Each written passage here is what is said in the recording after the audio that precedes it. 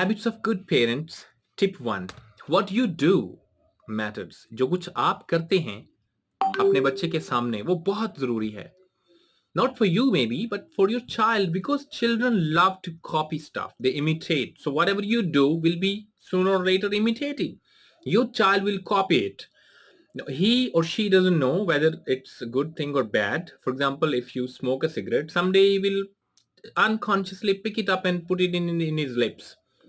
So he doesn't know its harmful effects, but he will do just because his father or his mother does. So whatever you do is influencing your child. There isn't a more important influencer, speaker, motivation, inspiration on your child's development, both physical and mental, than you. So you have to tell it to yourself that whatever you are doing in front of your child is influencing your child. Set a good example and don't underestimate your powers. If you are a bad person and you don't want your child to be bad person, you have to be very, very careful. Whenever you make a mistake, and we all do make mistakes, admit it and move on.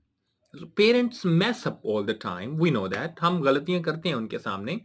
So we should keep on watching such videos or maybe reading books or maybe reading tips so that we could be better and we could produce better children. So remember to apologize to your child if you didn't handle something the way you would have handled more elegantly.